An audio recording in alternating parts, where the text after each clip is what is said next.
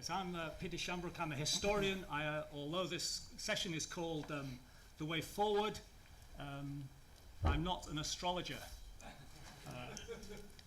So I stand well behind that door.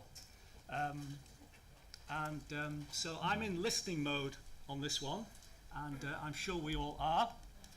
There's a certain sense of anticipation following I would say, the remarkably informative session that we've just experienced before tea. Really remarkable, and a remarkable panel. The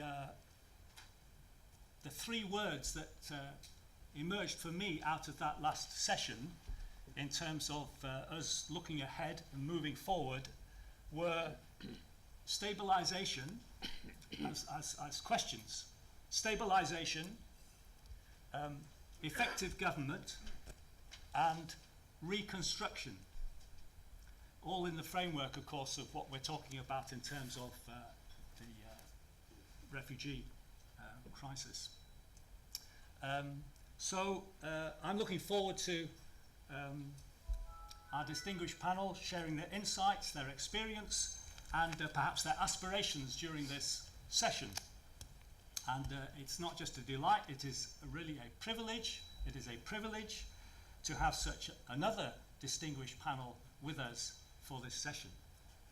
So I'm not going to make a lengthy opening statement. I am going to pass the word immediately to our panel, and we'll get started. So on my left, far left, here is Dr. Zuhair Al-Naha. Dr. Naha is the European and UK Foreign Affairs spokesman for the Dawa Party, D-A-W-A, the Dawa Party, the party of the current Prime Minister in Iraq. Dr. Ranj Al-Aldin, on my left, is a specialist on the Middle East who teaches at the London School of Economics. He's a visiting scholar at Columbia University. He's monitored elections. Yeah. With the Next Century Foundation. With the Next Century Foundation. You've monitored elections with the Next Century Foundation in Iraq? That's right. In Iraq, yes. And you write for the New York Times and other newspapers. Is that correct? Correct. Very good. Okay. Martin Sholoff, on my right, is the Middle East correspondent of the Guardian. And on my far right, who we've heard from briefly already, is Akram, yes, Mr. Akram Al-Obeidi, who was the Iraqi Parliament consultant between 2010 and 2014. He was also the consultant and the spokesman during that time for the Speaker of the Iraqi Parliament. So these are our four speakers to take us into Iraq, the way forward. Who would like to start? Dr. Zuhair, would you like to start? Yes, I would love to start. Thank you very much. Thank you very much, William and the Next Century Foundation for inviting me, and good afternoon, ladies and gentlemen. Can you hear? Can everybody hear? Okay. You'll need to really eat the microphone. Eat Okay, it, it's on basically. now. Is that okay now? That's okay.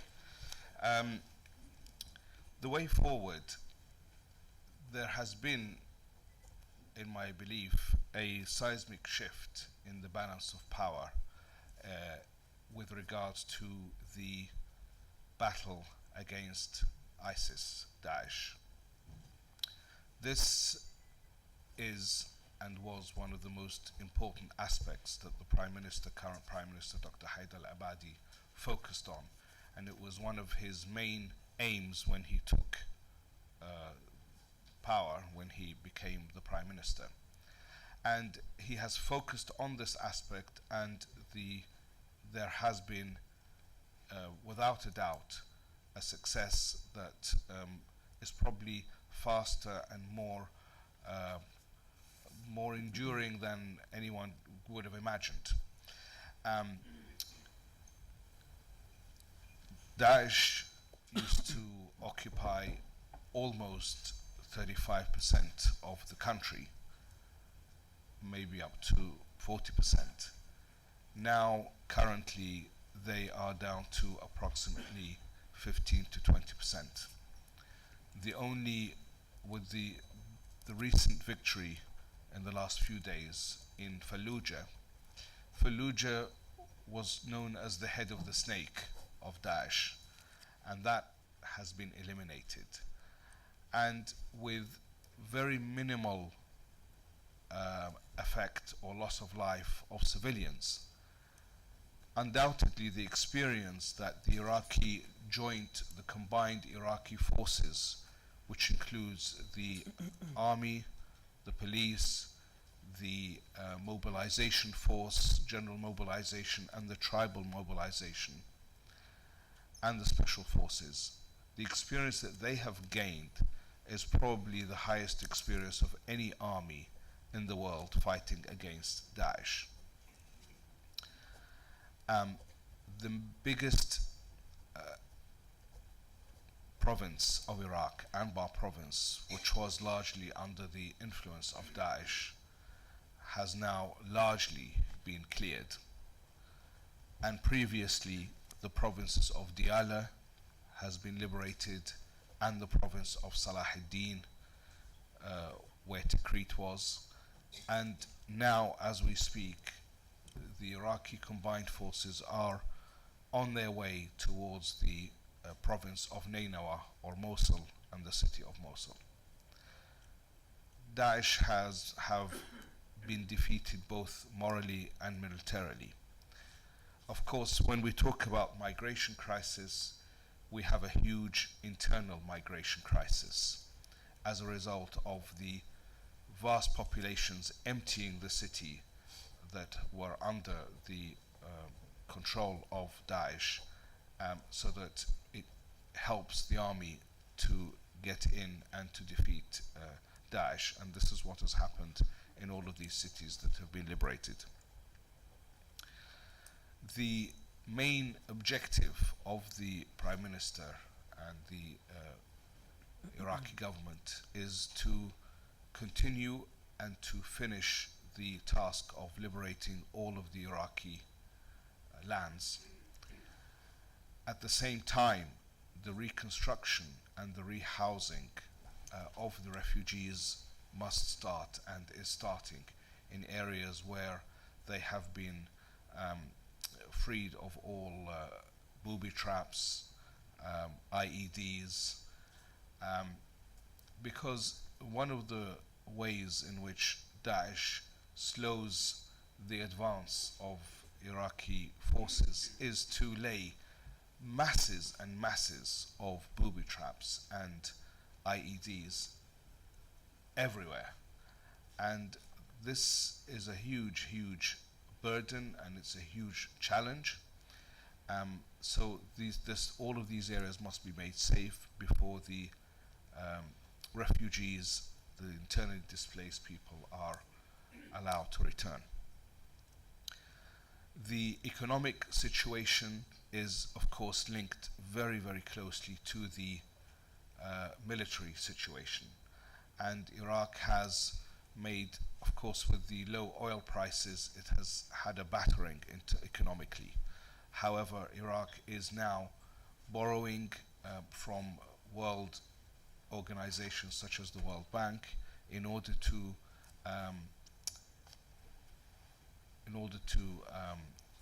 allay the financial problems that it is undergoing.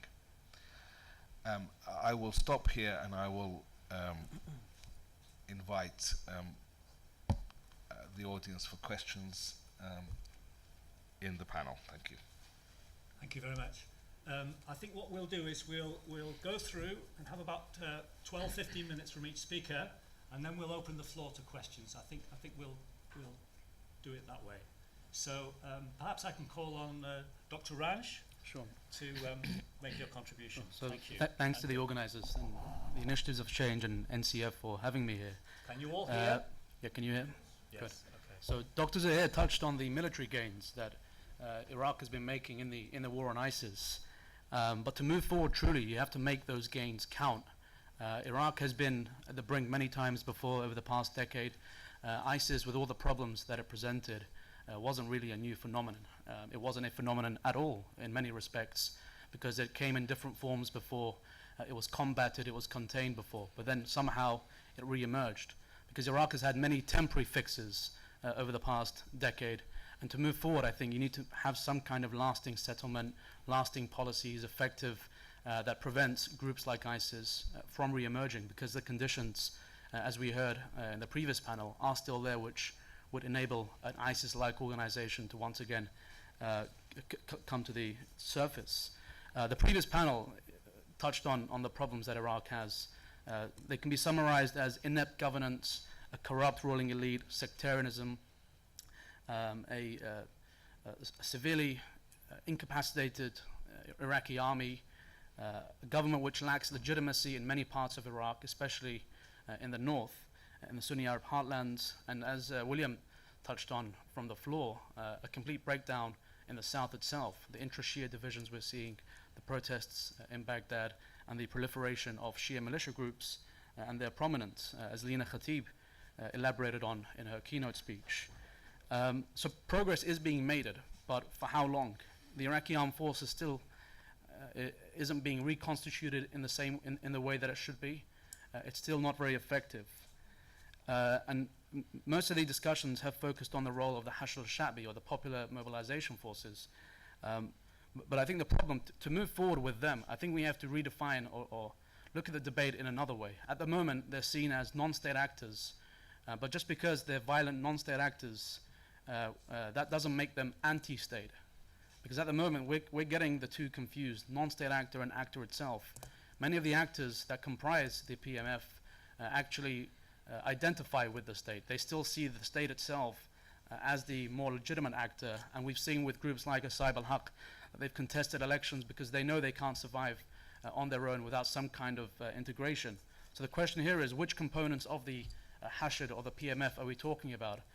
Because some of them can be tolerated, they're willing to negotiate, they can be sat down with. Some, as Haida mentioned, are Iranian-backed, they want to challenge the state, and they see themselves as being largely autonomous from the state and other groups within Iraq. So to give you an example, Ayatollah Sistani, or the Marja'iyah, has its own militias or PMF or components within the PMF. These components refuse to sit down with Iranian officials. They refused to be too involved with Iranian-backed militias. So these are the kind of nuances that are getting missed in the debate, because you can't wish away these militias. There's either a political solution to their presence or a military one. Now, in the past, we've seen with the Americans and even with Maliki in his charge of the Nights operation that you can combat these militias militarily and you can push them to the margins. And in many respects, that might be a solution, because we saw after 2008 that once the state became stronger with a stronger army and combated the militias, the Iraqi society itself started to turn towards the state. The Iraqi society itself played a very strong role in pushing the militias to the margins. They penalized them heavily in the elections that followed 2008, 2009. They supported, many Iraqis supported the State of Law coalition headed by the Islamic Dawah Party because of its clampdown on militias, Shia militias, Sunni militants. There were even confrontations between Baghdad and the KRG. So you can't wish them away. But the question is, who is it that's going to be doing all the combating and the containing of these forces? Don't forget, we're now in a climate where there aren't 100,000 plus US forces to do the fighting, to do the mediation. You can't have Iran do it. You can't have the federal government in Baghdad do the fighting, do the combating itself, because of the, number one, overlap between many of the militias and the political establishment. Some of them hold ministerial posts or held ministerial posts. They overlap significantly with the Iraqi Shia community. And that brings in the politics of it all. Because what's missing at the moment is a dialogue between the PMF, the militias, and other components of Iraq that includes the state, that includes the religious establishment. It includes significant Sunni Arab representatives and indeed the Kurds. So there exists a social and legal lacuna. There's a massive void, because nobody quite knows what kind of status these militias have. Some call them legitimate, they call them representative.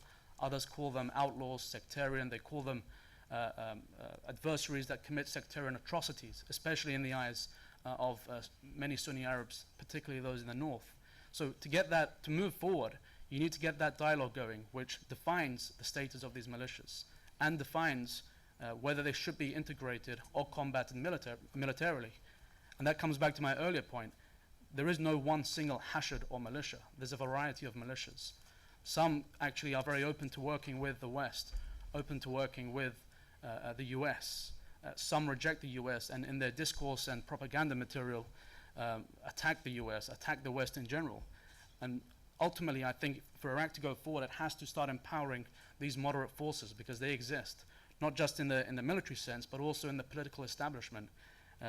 Many Iraqis I speak to say the only way to move forward in the country is to get rid of the entire ruling elite itself. You need some kind of major electoral reform that allows for these moderates, the men with ideas and visions rather than the men with guns and money.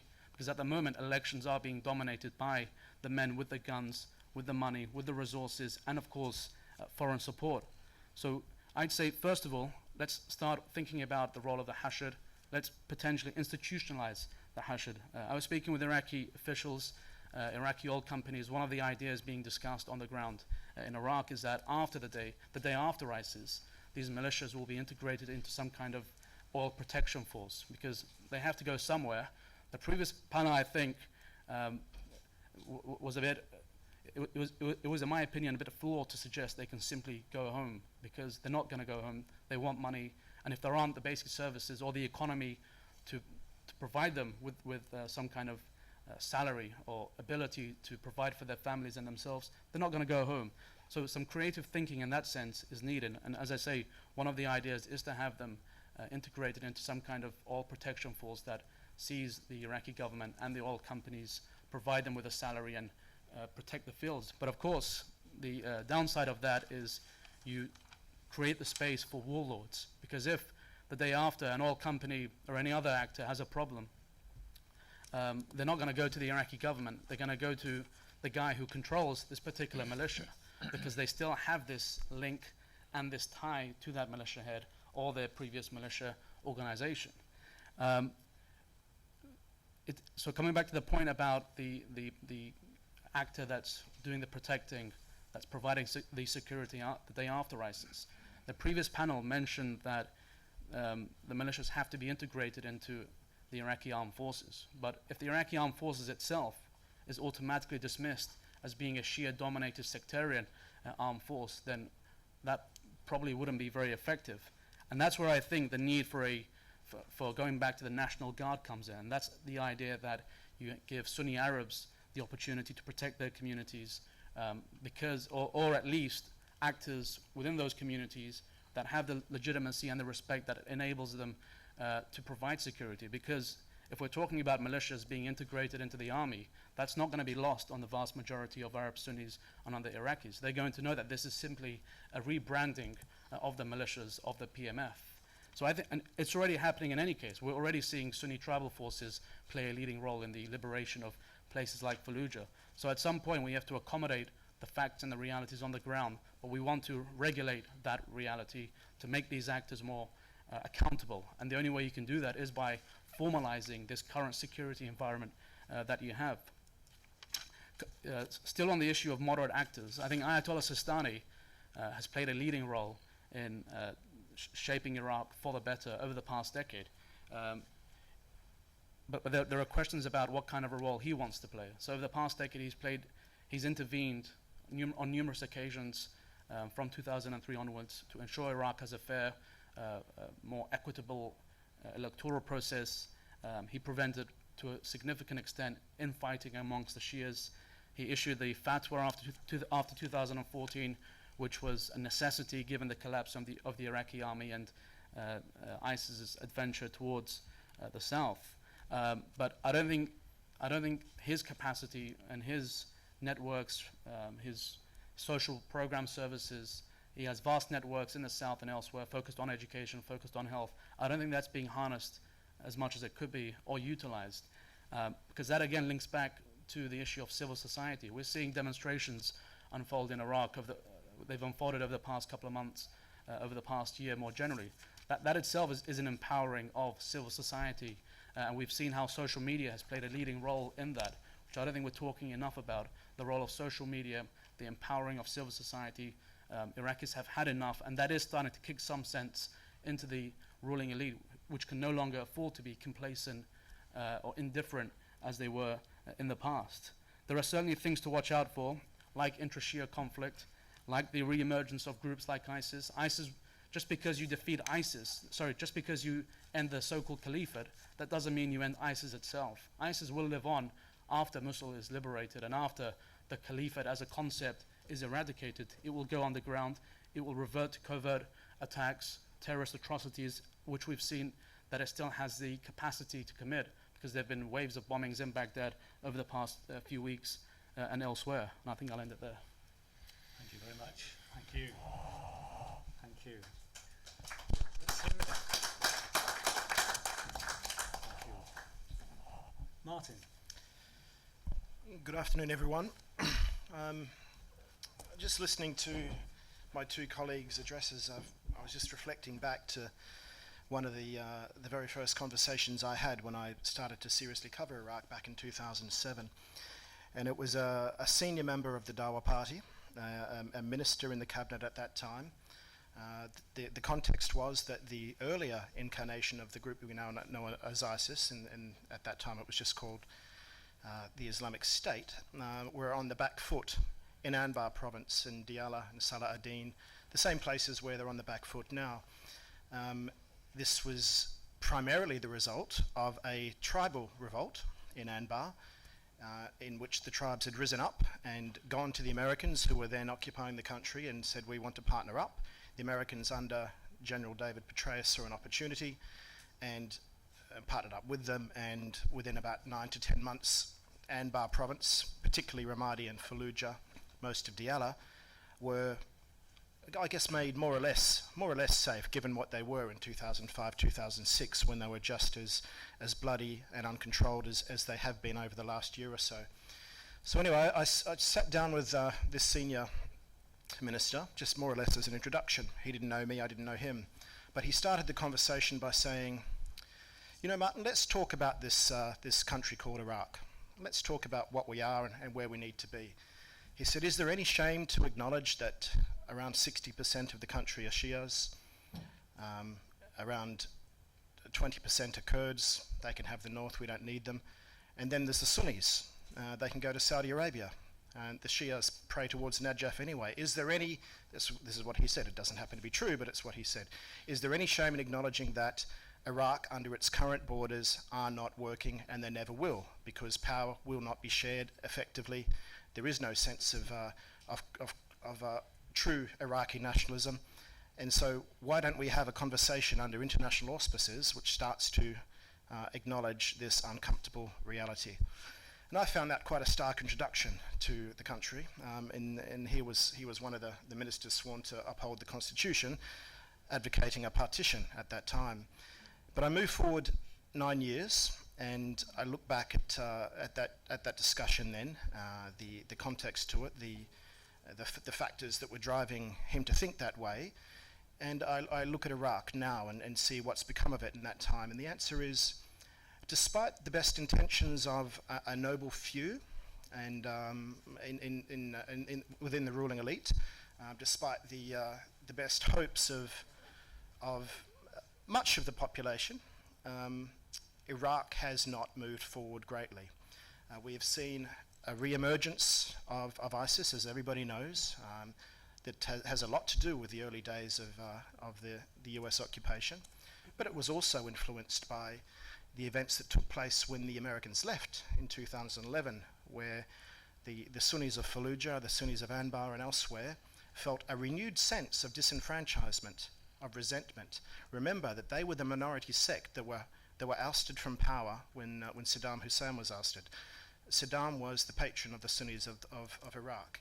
When he left, when the military was disbanded, when the civil service was disbanded under Ba'athification laws, a disproportionate number, because of the way that the state was constructed, were Sunnis who lost leadership roles, who lost livelihoods, who lost salaries, who lost pensions, and above all, dignity. Dignity is a very important, personal dignity is very, very important in the Arab world.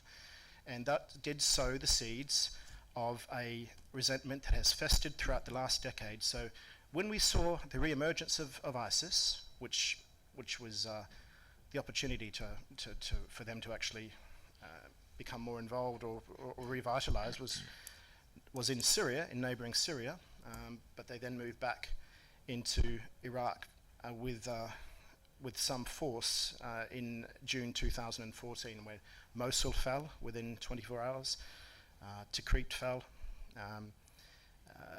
Kirkuk almost fell, so did Erbil, and let's not forget Fallujah, which Dr. Suhair talked about, had fallen 6 months earlier in January 2014. Now, where are we now?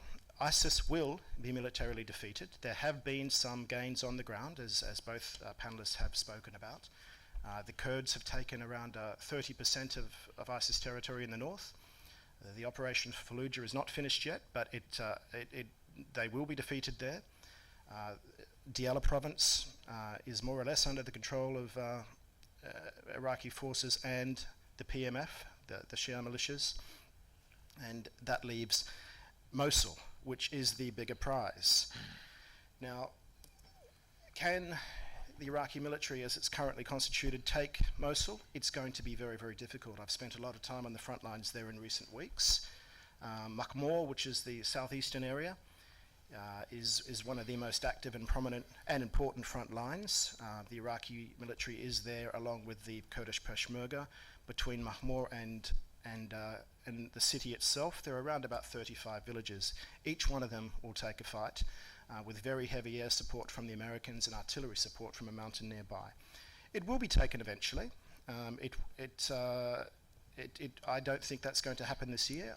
It could happen next year, but what we will see is ISIS being denied a territory that it now controls, or it has controlled until recent months, and that is a large swathe of land from the eastern edge of Aleppo right through to Mosul, down towards Fallujah, which is on the western outskirts of Baghdad, and almost the entirety of the 800-mile border between Iraq and Syria. That border is more or less redundant now, and it's almost redundant to talk solely about ISIS in the context of Iraq, because it is more or less a regional issue now, especially Syria, increasingly Lebanon, and with some gradual spillover elsewhere. But what will happen the day after Mosul? This is something that we all reflect on. Mosul, the second biggest city in the country, roughly 2 million, most of them Sunnis, around about 500 to 600,000 people left, and the military force that will take it will be primarily a Shia-dominated Iraqi army, plus the PMF, the Popular Mobilization Forces. Now, the Iraqi army has done well in some ways and in some areas to regroup since the loss of Mosul, which saw 5 divisions leave their posts within 24 hours. There is a sense that there are some core units within the military itself that are capable of taking the fight to ISIS and standing and fighting and prevailing with a lot of support, it must be said. Mosul will fall eventually. The pattern of cities that have fallen to the Iraqi forces in recent times has been significant disruption, massive displacement of people, and then a period of bloodletting. And we're watching very closely in Fallujah to see what's taking place there. Anecdotally, there have been some issues that of purported alleged issues of revenge against some military-age males who have evacuated the city. The Prime Minister, Haider al-Abadi, has pledged to do all he can to bring to account anybody that has committed any abuses. Mosul will need to be even more vigilant than that, because this sense of disenfranchisement that drives ISIS is almost overwhelming within the Sunni communities of Iraq now, who don't believe that they have any sense of purpose or place in that country going forward. I get this consistently from Sunnis inside the country and those in exile, that they don't believe that they belong anymore within Iraq as it's currently constituted. This needs to be addressed absolutely urgently if there is going to be any oxygen denied to this group, ISIS, going forward. As it stands, ISIS are able to position themselves as people who are restoring lost dignities on behalf of the Sunnis. They are saying that over 12 years in Iraq, you have lost it all. We have your back when a political process doesn't. And in the absence of a political process, they can continue to claim to be champions of the underdog. At the same time, they can also say that they're helping restore some lost glories of Islam. There is an appeal there, which harks back to sacred texts, which ISIS say give them impetus and give them a reason for being. That has some appeal to some, but not all. I would say that within the communities that ISIS now controls in Iraq, or still controls, only a small number of them are actually ideologically bound to the organisation. There are many more who see them as a bus to a destination because they feel they don't have any real safety in numbers, any real representation.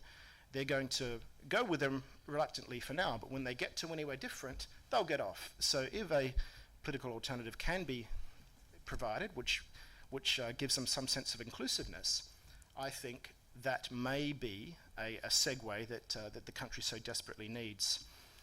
Now, Haider al-Abadi, the Prime Minister who replaced Noor al-Maliki in late 2014, is a good man in many ways.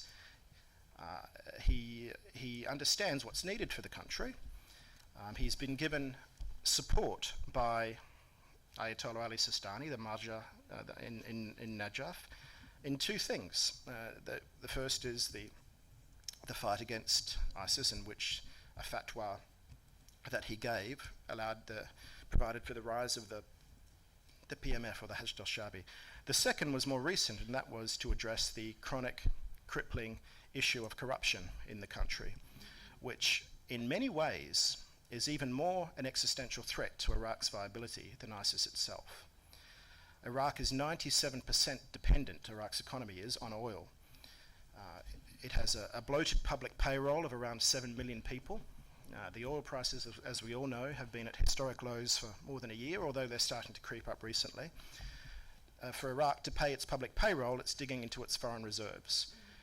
It's in this desperate situation despite 3 to 5 years of high oil prices in which the coffers, the public coffers were full, but the corruption in the country is endemic across all levels of the senior leadership, across all levels of the bureaucracy. Ali Sistani knows this, so does Haider al-Abadi, and al-Abadi's reform program has been to try and get rid of the cabinet and install technocrats who he believes are not beholden to the political process and therefore can implement reforms or drive reforms which are going to overhaul the economy, strip back corruption and generate efficiencies. He's tried twice in the parliament and he's been shouted down by vested interests, Iraqi lawmakers themselves, which show how difficult such a process is going to be, that they can't put the interests of the country above their own personal gain. That's been the reason for the civil unrest that we've seen, in which the Green Zone, the most secure government zone in the country, has been breached twice by protesters, many of them who belong to or who are loyal to Muqtada al-Sadr, one of the most influential Shia figures in the country and a person often at odds with the Iraqi government. The fact that we've seen this civil unrest is on one level encouraging. On the other, it exposes yet again the inability of the government to actually do anything about these legitimate concerns. And if that continues, it's going to be difficult to see if Abadi can't get these reforms through, which is so essential to the country and so essential to him personally. It's going to be difficult to see how that means that he will retain the viability that he needs and that the country needs. Now, Dr. Ranj has talked about at length about the PMF, and I would only add to that by saying, what price will they want for their participation in gradually taking back the country from ISIS? Their role has been substantial in many areas. They have taken primacy in terms of outright leadership over the Iraqi army. Not all areas, but in many they have, and they are going to want a significant stake in what emerges from the ruins of Mosul and Fallujah going forward. But the issues that Iraq does need to address that remain systemic for it are power sharing. Can that ever be implemented in a meaningful way? Sharing power across sects, across vested interests, and re-enfranchising the Sunnis, getting the Kurds back in, although that's going to be very difficult. Will trust ever be able to be re-established again? Any sorts of inclusiveness or plurality? I mentioned earlier about the tribal revolt in Anbar in 2006 and 2007, which was successful within a year of getting rid of, more or less getting rid of ISIS from Anbar. It was called the Sahwa, which was the awakening, and there was a plan to incorporate all tribal fighters into the Iraqi bureaucracy or into the military forces as a reward or as a enfranchising tool to make them feel part of the state, to make them feel as though they took a stake in the areas or in the country that they helped to win back. That didn't work out. It started with good intent, but by 2011 that program had failed. And it's another reason that's fed directly into the Sunni resentment so far. Now, I guess just to conclude, the very fate of the nation is up for grabs over the next year or two. The sense of identity is up for grabs. What sort of Iraq is going to emerge? Iraqi nationalism, Arab nationalism, a Shia Islamic theocracy? Let's not gloss over the fact that state institutions remain feeble and remain more or less fiefdoms for interests across the political spectrum. Can the state actually take these institutions back and make them accountable to the parliament rather than to warlords or to ministers who use them for their own sense of self-enrichment? There are enormous challenges facing the country. This is an absolutely critical time, and it is going to take a lot of engagement internally and externally in order for there to be a viable outcome from this. Thank you very much. Thank you.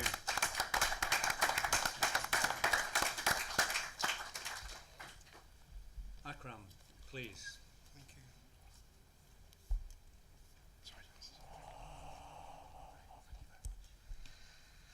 Good afternoon, and thank you for this organization and all the effort for that meeting. I will stick with the subject or the title for this conference, which is about the immigration, and I will ask this question. In Iraq now is about between 4 million to 5 million IDP, including Mosul city. And the question is, does you need to bring all these people as a refugee in Europe or not? So, of course, the answer is not. We don't want that people to come in. Okay, so if you want not to come, there is some suggestion to try to avoid this problem. And this suggestion, I try to make it very clear. It's about 3 or 4 points. First point is about Dawah party leader in UK. Again, is Dawah party leader in UK. As you know, Dawah party Dawah Islamic Party is leading the Iraq.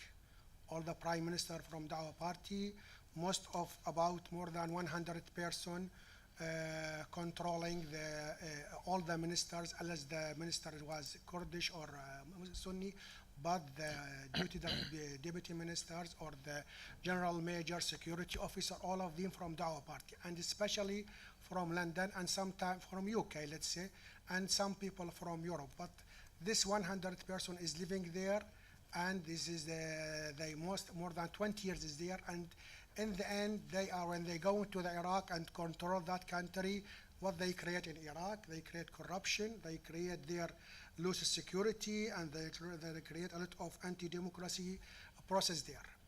So, my question is how we can push these people to stick with the professional. processing the professional only. We don't want them to resign. We don't want to go to the court, but we need to stick with them. They should stick with the professional way to manage the country. And when I say professional, I mean they should have the aim, the objective, the process, the income, the outcome, the evaluation, all these things. Of course, all this is missing 100% in Iraq. And that responsible for the person who lead the country, and Dawah Party lead the country. So we need to push these people especially who live in UK and London, to stick with these things. And we suggest for that things. Firstly, we need to establish as organization or many organization a direct line to dialogue with these people, monthly, weekly, quarterly, as they come here, and we can invite them and speak with these people. What's the situation in Iraq and why this corruption, and they should defend themselves. Unless I know they have a lot of excuse, they can take it from their pocket, but in the end, the country is a very bad situation. The second thing, we suggest also use the media, especially our friend from the journal. We can support them with the corruption story for each month to put spotlight for one of them, because all of them, they become millionaires during this 5 or 10 years without no resource or without no clear for them that this fund coming or this money coming. This is give a clue, or this is make kind of attention for all these leaders that the situation is not like can take whatever he do or make any corruption and coming here and be safety. And the third thing we suggest also is about issue legislation from the British Parliament to chase these people or make accountable. As we can know that ISIS fighter, when go to fight in Syria and Iraq, there is legislation to chasing them and their family, because they are not fighting here, they are fighting in Syria, but they may be coming here and maybe make the corruption or bring ISIS and idea here. So these people do same things, but different way. So I think it's good to moving in that way to found kind of legislation to account any person who is a British citizen, but he go to the other country and be in power and make corruption. That's the first part for the suggestion. The second part is about the Iraqi sheikh in the mosque and in the Husseiniya. As you know, the Muslims, there is in Iraq especially, there is Shia and Sunni, or there is a mosque and there is a Husseiniya. And on these places, there is a sheikh who is responsible for everything. And no one account that man. He have all the resource and he have all the things you imagine, and no one account him. During our experience with how Daesh become like that, we found that especially in one area, let's say, there is about more than 600 villages. Each village there is a mosque. A government cannot control only about 10% from that. So there's 90% from this mosque is not controlled. And they have a donation from the people. And the man who received that donation, use that donation and try to supporting whatever he think to the ISIS, to the Al-Qaeda, to whatever. So we need to find a way, and that not by, when I say find a way by Iraqi government, no, by Western government, through the NGO, through whatever, to make kind of partnership with this mosque, kind of relationship to control them and try to moving them from the sheikh house or sheikh business to small, let's say, organization. There is a kind of bookkeeping, there is kind of control for what he say and how you use the money and how we manage the people there. Of course, we are not tell him stop, we are stop the Islam and go to be Christian or whatever. No, we are only ask him how we, because inside the things he used to speak with the young people, he can speak with them and want to be a good citizen, and he can speak with them to be a very aggressive citizen. So we need to find a way to make this kind of partnership between this mosque and the Western organization. And I know here in UK there is kind of a partnership between mosque and the police gathering together or safety neighborhood or whatever.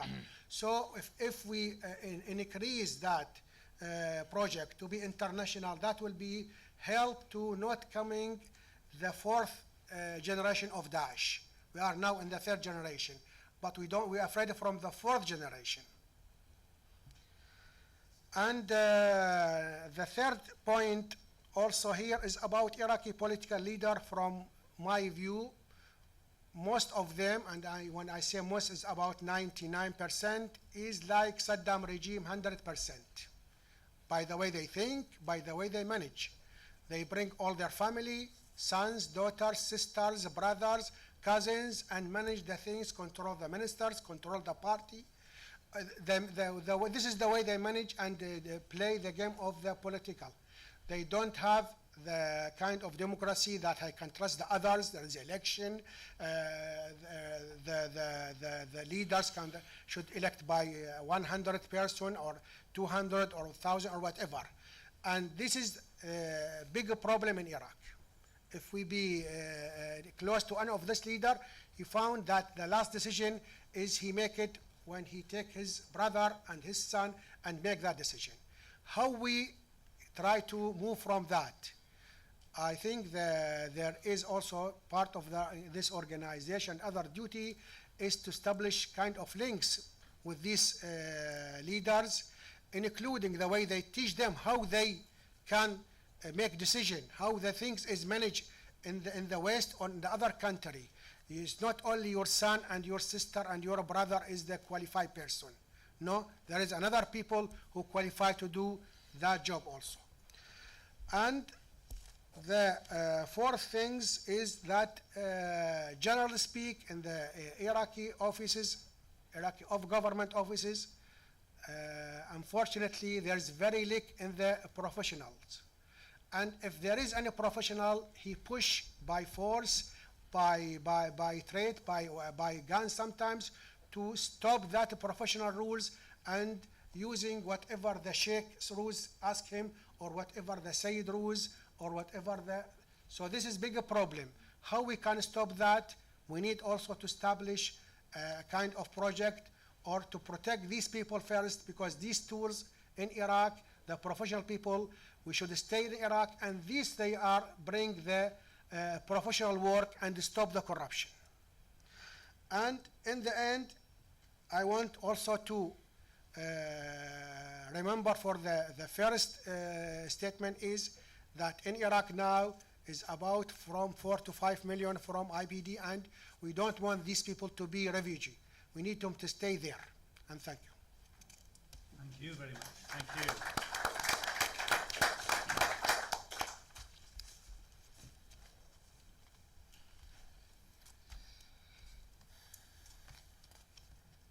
Well, no one can underestimate the catastrophe and the critical moment that Iraq is facing and the region is facing at the moment, from what we've heard since lunchtime. Perhaps we just had a lot of information shared with us. Perhaps we should just have a few moments of reflection in quiet before we open the floor to questions. Let's just have a few moments quiet to recollect our thoughts.